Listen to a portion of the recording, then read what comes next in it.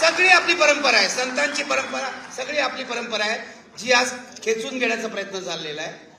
मी तुम्हाला आज इथे सांगतोय, मी आमच्यावर जेव्हा हल्ला होत होता, खरं तर आता मी नॉर्मल झालोय घोषणांमुळे, नाहीतर तोपर्यंत त्या धक्क्यात होतो. ज्या क्षणाला हल्ला होत होता, ज्या क्षणाला गाडीच्या काचा फुटत होत्या, मागची काच फुटली तेव्हा असीमने माझ्या डोक्यावर हात ठेवला. त्यानंतर ही मुलगी गेली कुठे, ती श्रुती, तिथं श्रेया, ती तर फ्रंट सीटला बसली होती, तिला आम्ही मागे डोकं तिचं खाली केलं म्हणून आमची डोकी वाचली. आणि जोपर्यंत आमची डोकी वाचतील तोपर्यंत तुमचं काय खरं नाही हल्लेकरांना.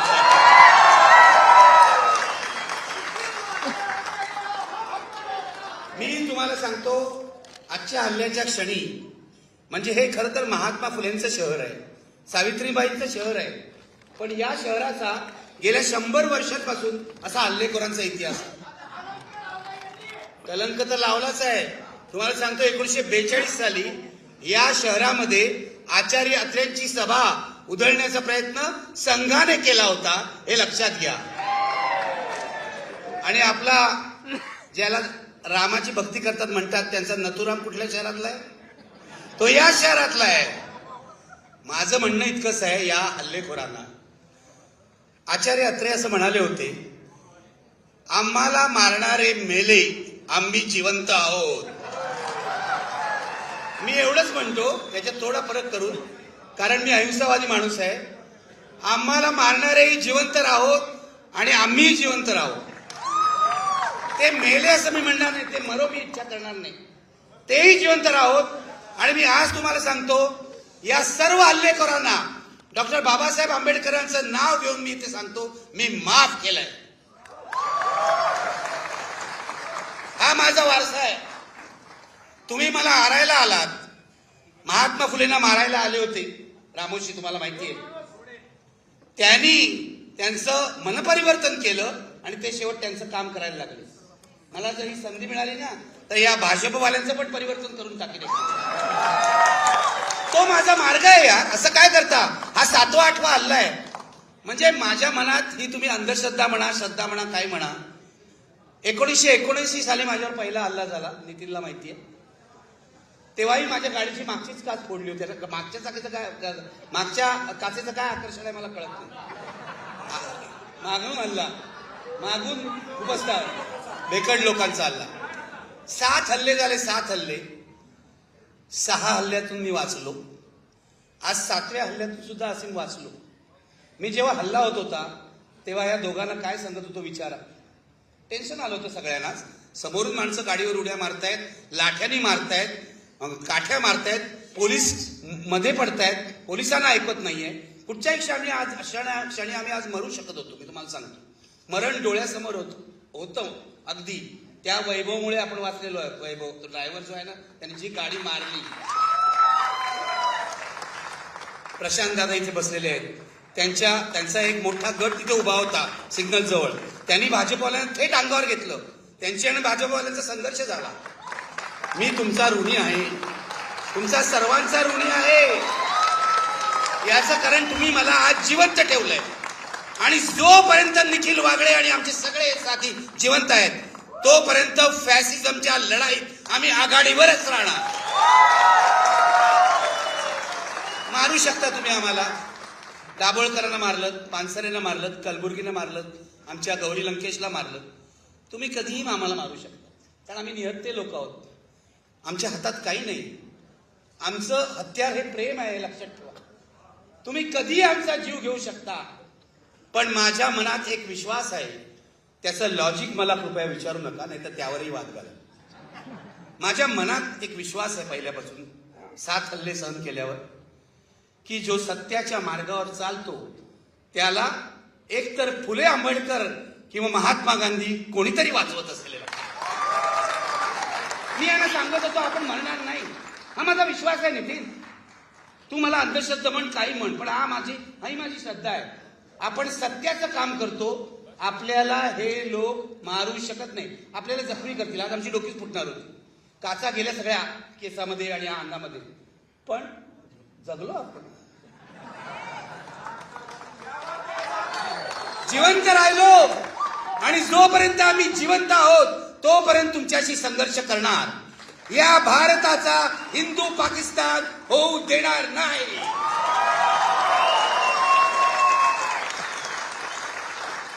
लक्षात घ्या मित्र, साधी लढाई नाही आहे, हे मी सांगायला इथे उभा आहे. ही फॅसिझम विरोधातली लढाई आहे. आपण काँग्रेसशी संघर्ष केला असेल, पत्रकार म्हणून तर मी सगळ्यांच्या बद्दल बोललोय. दादा इथे बसलेले आहेत, दादांना माहिती आहे. तरी सुद्धा आमची प्रेम आहे, मैत्री आहे. हे लोक काँग्रेसवाल्यांना किती टीका केली तरी ते कधी खून करत नव्हते हो आमचा. राष्ट्रवादी सुद्धा पवार साहेबांना मी किती टीका केली आहे. पवार साहेबांनी एवढी टीका केली आहे, पण पवार साहेबांसारखा सुसंस्कृत नेता उभ्या महाराष्ट्रात नाही. उभ्या महाराष्ट्रात त्यांची संस्कृती आणि यांची संस्कृती बघा. आज त्यांनी धमकी दिली आहे निखिल वागळेला जिवंतपणी मुंबईत जाऊ देणार नाही. मारून टाका, तुमचा प्रश्न सुटेल. प्रश्न सुटेल तुमचा कायमचा. मारून टाका. मला पण आता कंटाळा आलाय. 66 वर्ष चालू आहे. कधीपासून मारताय तुम्ही मला? 79 सालपासून. तरी तो कोणतरी मला आमचे फुले आमचे आंबेडकर जिवंत ठेवतातच आहेत. पण मारून टाका यार एकदाच.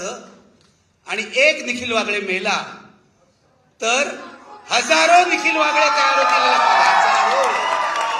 हजारो निखिल वागळे तयार होतील आणि या फॅसिझमचा मुकाबला करतील. हा हिटलरचा फॅसिझम आहे, लक्षात घ्या. ही साधी सुधी लढाई नाही. ही निवडणुकीची लढाई नाही. आम्ही कोणत्याच पक्षात नाही. पण पहिल्यांदा आयुष्यामध्ये गावागावात जाऊन आम्ही हे सांगतो आहोत की महाविकास आघाडीला विजयी करा. उद्या महाविकास आघाडी चुकली त्यांना जोडे मारू. आपलं कामच आहे ना, आपलं कामच आहे. पण हे भयंकर लोक आहेत, हे माफिया आहेत, हे गँगस्टर आहेत, हे फॅसिस्ट आहेत आणि यांचे 2 नेते आहेत. आज मला पोलिसांनी सांगितलंय, पोलिसांनी दिलं पत्र की तुम्ही आक्षेपाला बोलू नका. मी त्या इन्स्पेक्टरला विचारलं आक्षेपार या शब्दाची व्याख्या सांगा. कारण मी असं म्हटलं नमस्कार तर तुम्ही म्हणणार आक्षेपार आहे. व्याख्या तर सांगा तुम्ही. आता त्या सिनियर इन्स्पेक्टरला मी सांगतो 4 तास आम्हाला डिटेन केलं. लक्षात घ्या, फसवून 4 तास डिटेन केलं असीमच्या घरी. माझं कसं होतं, मी स्वतःला शांत ठेवायचा प्रयत्नच करतो. पण मधून मधून उसळी मारते अशी. मग 2 वेळा मी त्यांच्यावर तुटून पडलो की तुम्ही आम्हाला सोडत काय नाही. शेवटी आमच्या लक्षात आलं 40 स्पेशल बँडचे पोलीस होते. 40. मी म्हटलं चला आता बसा आपण निघायचं. 40 पोलिसांनी आमची गल्ली अडवली. 40 पोलिसांनी. आणि एसीपी होते, वरिष्ठ सगळे होते आणि आम्हाला दुपारपासून फसवत होते की तुम्ही तिथे गेलात तर भाजपवाले तुमच्यावर हल्ला करतील. मग मी त्यांना सांगितलं ठीक आहे, तुम्ही येणार नाही ना आमच्या बरोबर. आम्ही चाललो. म्हणून मी चालायला लागलो. हे आम्ही माझ्या बरोबर आले आणि मग पोलिसांच्या गाड्या मागून आल्या. हल्ला होणार आहे त्यांना माहिती होतं.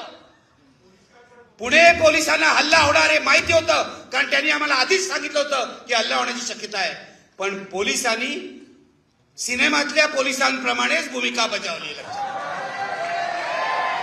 2-4 मध्ये पडले. मी बघितलं अख्खा महाराष्ट्रातलं पोलीस दल हे बीजेपीने विकत घेतलेलं. अख्खं पोलीस दल जे रश्मी शुक्लाला महासंचालक करतात त्या पोलीस दलाला काही नैतिकता राहत नाही. मी हे छोटे छोटे पोलीस आहेत ना आपले सिनियर इन्स्पेक्टर एसीपी त्यांच्यावर माझं राहत नाही. बिचारे आपलेच असतात, बहुजन समाजातले असतात. वरतून दबाव येतो. मी म्हटलं हो आता फक्त 6-7 महिने राहिले. जेव्हा महाविकास आघाडी सत्तेत येईल तेव्हा तुम्ही पुन्हा टोपी बदलणार का? 4 तास आम्हाला नजर कैदेत ठेवलं होतं तर जरा पोलिसांची गंमतही केली ना. मग मला सिनियर इन्स्पेक्टर म्हणाले की तुम्ही आज प्रक्षोभक बोलायचं नाही. म्हटलं 66 वर्षाच्या आयुष्यामध्ये माझ्यावर प्रक्षोभक बोलण्याबद्दल एकही केस झालेली नाही. एकेकाळी 55 खटले होते माझ्यावर. 55. त्याच्यातले बहुसंख्य डिफेमेशनचे होते किंवा कंटेम्प्ट ऑफ कोर्टचे होते. पण प्रक्षोभक बोलला, दंगल भडकवली असे खटले झाले नाही. आज पुण्यामध्ये जो माझ्यावर गुन्हा दाखल झालेला आहे तो सुनील देवधर याच्या तक्रारीवरून, ती मी त्या दिवशी सांगितलं ही कशी गाढवासारखी तक्रार आहे. पण पुणे पोलिसांनी त्याच्यातलं अॅट्रॉसिटीचं कलम काढून टाकलं. कारण ब्राह्मण माणूस माझ्यावर अॅट्रॉसिटीचं कलम लावतोय, आदिवासी राष्ट्रपती म्हणून नाव घेऊन. कमाल आहे, कमाल, बुद्धीची कमाल. आज त्यांना थोडी लाज वाटली असावी म्हणून त्यांनी ते कलम काढून टाकलं आणि आज FIR आम्हाला दिला. आता सोमवारी, आता बघा मी बहुतेक पुणेकरच होणार याचं, कारण मला जायचंय परत घरी. तर हे म्हणतात सोमवारी आता चौकशी लावूया. हा आमचा असीम आहे वकील, आम्ही शांत डोक्याने तिकडे जाणार. असीम मला सांगतो, सर शांत राहा, पोलिसाला काय बोलतो. त्याचं पण बरोबर आहे, तो वकील आहे. पण पुणे पोलीस आजच्या हल्ल्याला कोण जबाबदार असेल तर पुणे पोलीस आहेत असा माझा स्पष्ट आरोप आहे. स्पष्ट आरोप आहे. त्यांना माहिती होतं तरी भाजपवाल्यांना त्यांनी स्कोप दिला.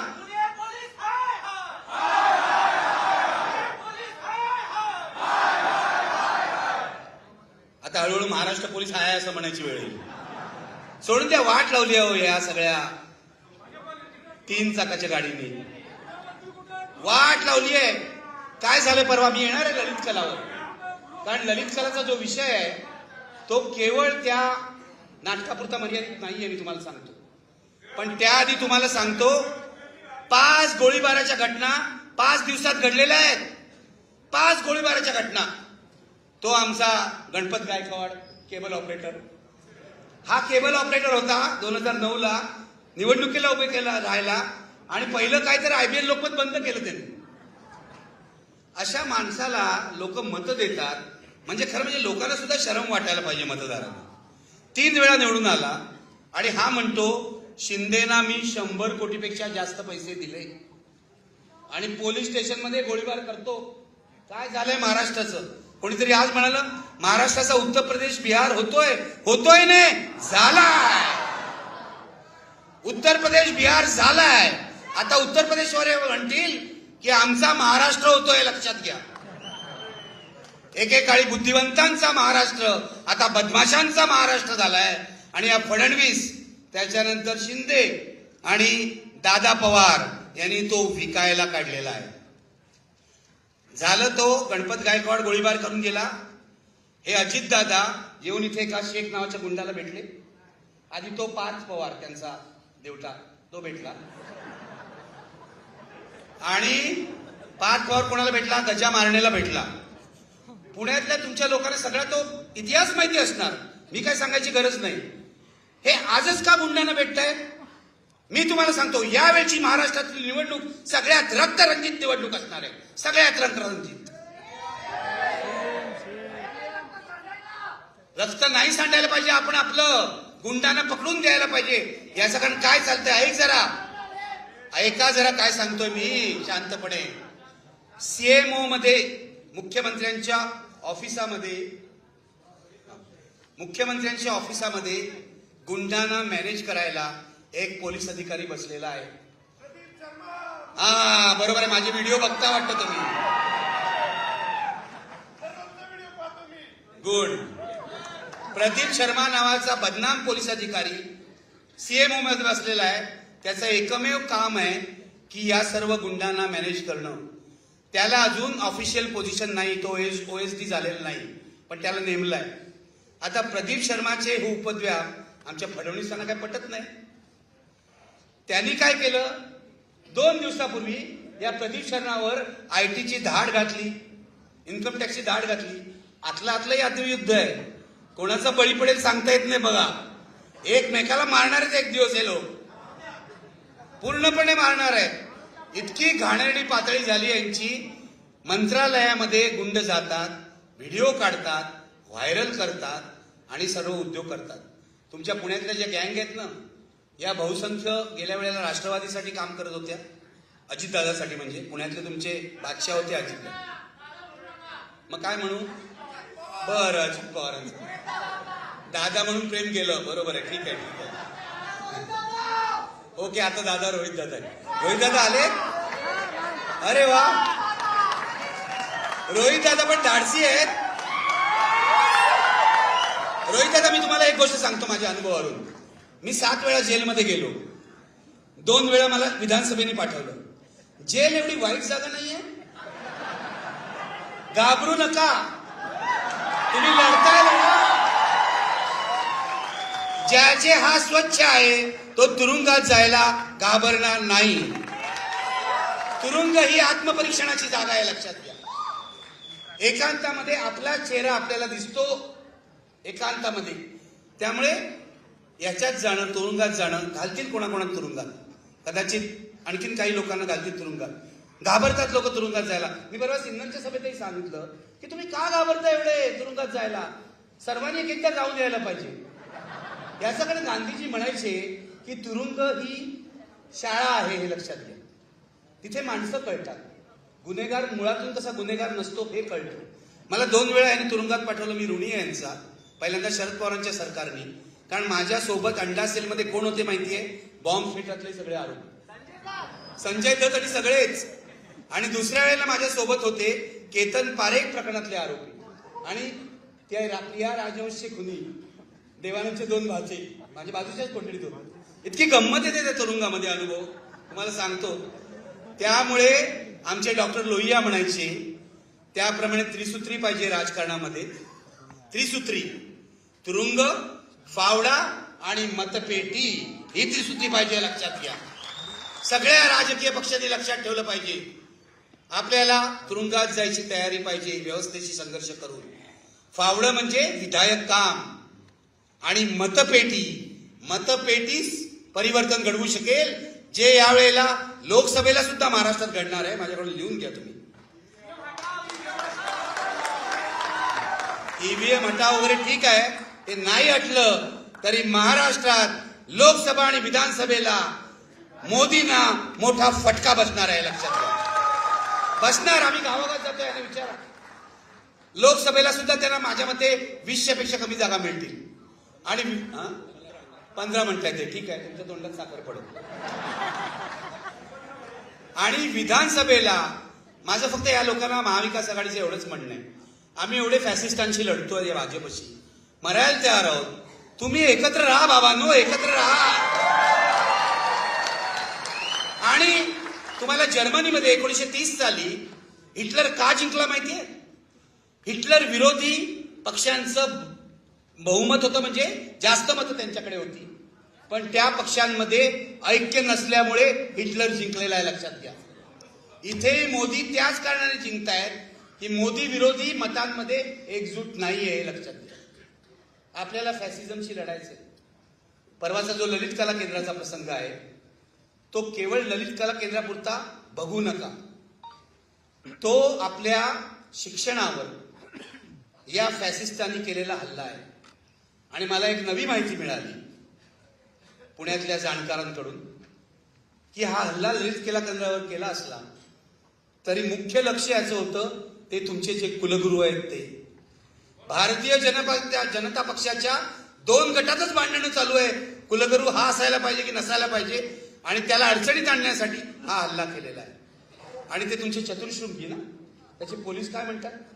पहिला जो हल्ला झाला त्या मुलानं मारलं, त्याचा FIR आजपर्यंत नोंदवलेला नाही. दुसऱ्या दिवशी जाऊन यांनी काळं फासलं, काय केलं, त्याचा FIR नोंदवलेला आहे. रमा सरोदीने ते केलंय. मुद्दा असा आहे की रामाने काय केलं, सीतेने काय केलं, हा मुद्दाच नाहीये, हे निमित्त आहे. कारण यांना इतिहास जर कळत असेल तर इथे वस्त्रहरण झालेलं आहे, इथे यदाकदाचित झालेलं आहे, इथे इतकी नाटकं झालेली, आपल्या लोकनाट्याची परंपरा आहे. या सगळ्या लोकनाट्याच्या परंपरेमध्ये देवांची गंमत केलेली आहे. गवळणींचा आणि कृष्णाचा संवाद काय आहे? यांच्या भावना दुखवतात. यांच्या भावना कधी दुखवत नाही माहितीये? मोदी मोठे दाखवतात आणि बालरामाला घेऊन जातायत, मग यांच्या भावना दुखवत नाही. म्हणजे मोदींपेक्षा राम छोटा केलेला आहे तेव्हा यांच्या भावना दुखवत नाहीत. इतके ढोंगी लोक आहेत. हे रामाचे अनुयायी नाहीत, अंधभक्त आहेत. यांच्या मनात राम नाही, केवळ नथुराम आहे, लक्षात घ्या, केवळ नथुराम आहे. आणि मी तुम्हाला सांगतो, ललित कला केंद्राचा जो हल्ला आहे, आता खूप त्याच्यावर छापून आलाय, मला बरं वाटतं. पहिल्या दिवशी मी अस्वस्थ होतो. नितीननी सांगितलं ललित कला केंद्राने किती मोलाचं काम केलेलं आहे.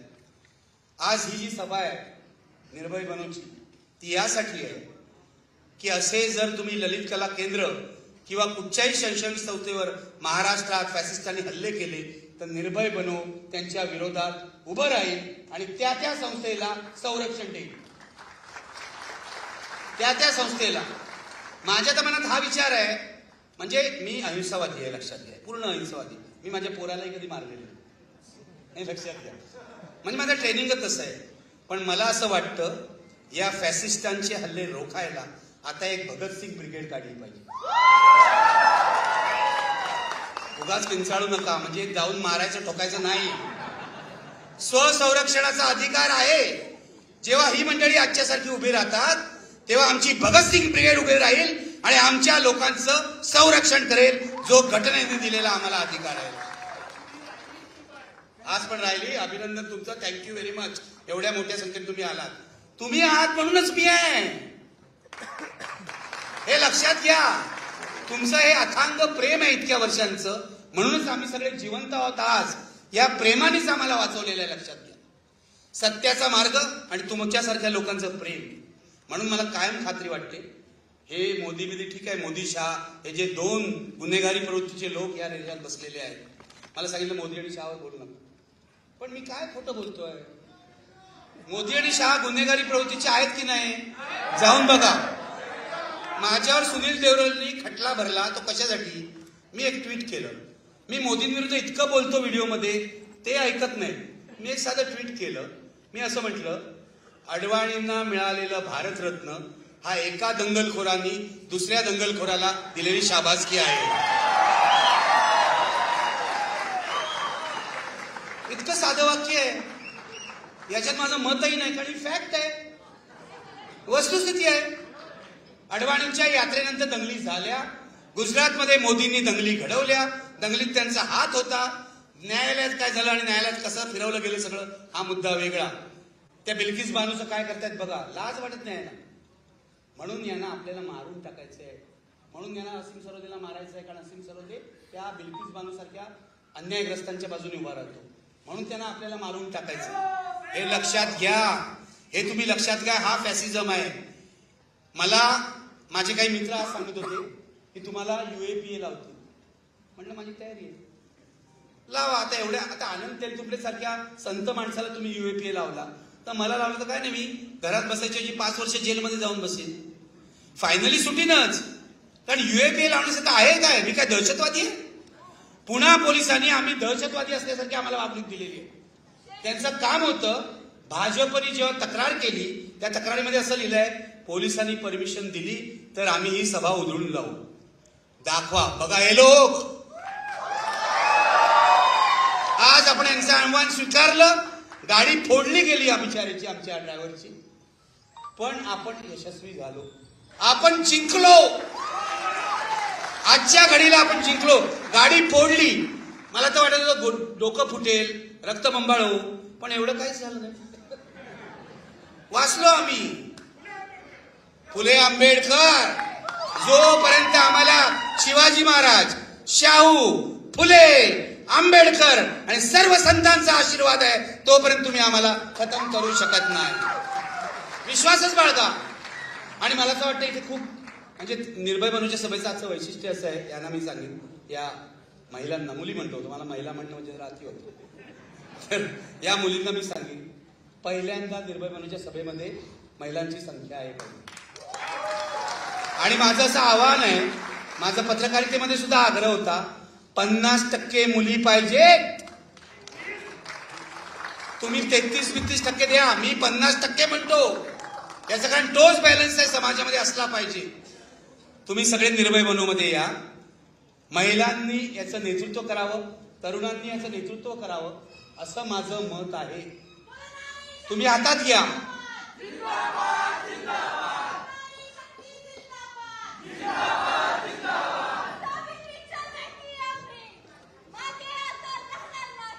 Very good. मुद्दा असा आहे की जे ललित कलामध्ये गेलं घडलं त्याची पहिली तुम्ही लक्षात घ्या. राम काय बोलला, सीता काय सिगरेट ओढलं वगैरे हे खरं नाही, हे निमित्त आहे.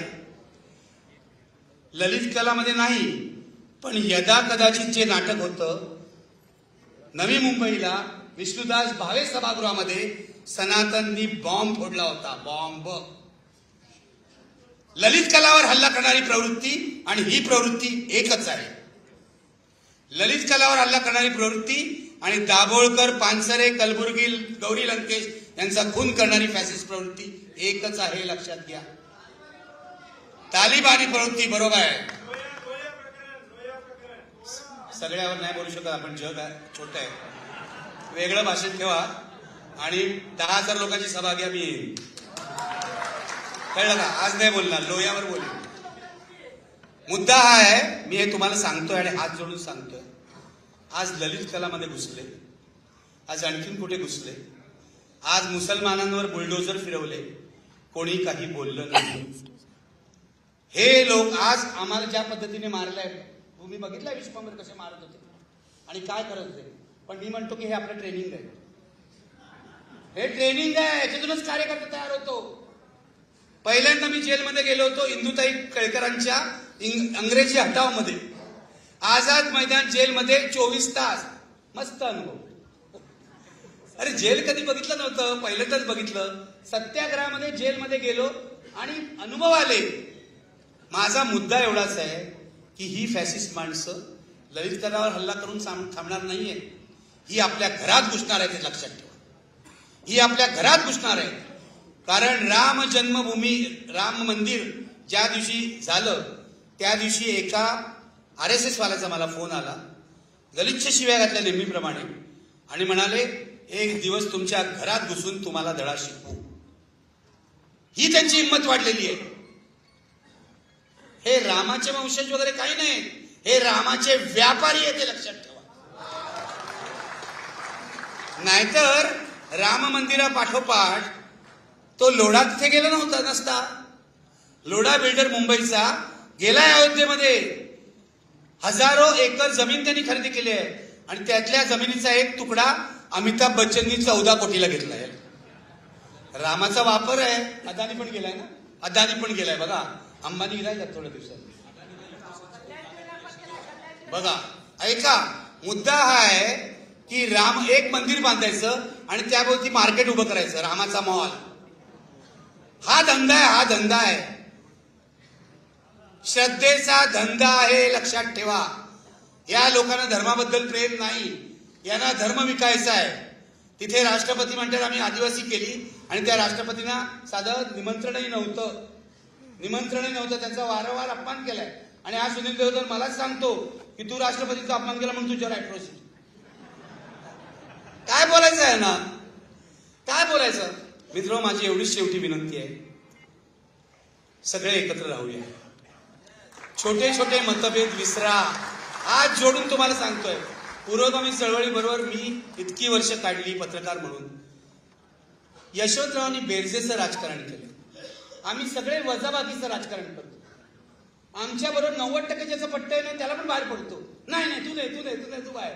इतके आम्ही शुद्ध ब्राह्मणी होतो सगळे पुरोगामी चळवळीतले लोक. माझं म्हणणं आहे, मतभेद विसरा. काँग्रेस असो, राष्ट्रवादी असो, वंचित असो, सगळं. शिवसेना आपली उद्धव ठाकरे बदलले बरोबर. शिवसेना उद्धव ठाकरे ओरिजिनल बरोबर. ओरिजिनल निखिल वागळे ओरिजिनल, तसं ते ओरिजिनल.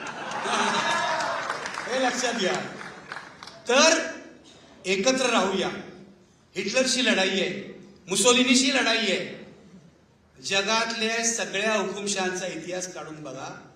जेव्हा हुकुमशाह तिसऱ्या टर्मला निवडून येतो तेव्हा तो अधिक जाचक बनतो. पुतीनचा इतिहास पहा. बांगलादेशामध्ये अगदी जवळ आहे आपला शेख हसीनाचा इतिहास पहा. तिकडे तुर्कस्तानमध्ये तिथल्या अध्यक्षाचा इतिहास पहा. अधिक सेन्सॉरशिप येणार. आणि तुम्हाला याची जाणीवही नाहीये की IT रूल तर यांनी केलेच, पण सोशल मीडिया सेन्सॉरशिपचं बिलही यांनी मंजूर केलेलं आहे. बहुमताच्या जोरावर पास केलेलं आहे. अजून इम्प्लिमेंट व्हायचं आहे एवढंच. म्हणजे YouTube वरून आता जे आम्ही रवीश कुमार, अजित अंजुम सगळे करतोय ते एक दिवस बंद होणार. पण काळजी करू नका. आपला आदर्श भगतसिंगाचा आहे. आपण आणीबाणी बघितलेली आहे. आम्ही भूमिगत मार्गाने ही चळवळ चालू ठेवू. म्हणजे तुम्ही आता उगाच हिंसा वगैरे करणार नाही. जसा रेडिओ उषा मेहताने स्वातंत्र्य आंदोलन चालवला तसा रेडिओ किंवा टीव्ही स्टेशन किंवा वेब पोर्टल आम्ही चालू आणि मोदी शहांची जुलमी हुकुमशाही हाणून पाडू हे लक्षात. निखिल वागळे आगे बढो म्हणतायत. आपण असं म्हणूया बाबासाहेबांचा आशीर्वाद आहे आपल्याला. आपण शेवटी भाषणाच्या शेवटी एकच घोषणा देतो, जय भीम. तुम्हीही म्हणा, कारण जय भीम ही सार्वत्रिक घोषणा आहे. ही फक्त दलितांची घोषणा नाही. या बाबासाहेबांनी सर्व जाती धर्मांना प्रकाश दाखवलेला आहे आणि हे संविधान आपल्याला दिलेलं आहे. जास्त काय बोलणार नाही. खरं म्हणजे मला वाटलं होतं या हल्ल्यानंतर मी थकलोय, पण इथलं सगळं बघून हे काय देत आहे. अच्छा, ठराव करायचा. मला वाटलं काय चहा असं केलं तर चहा दे. चहाची वेळ टळून गेली लक्षात.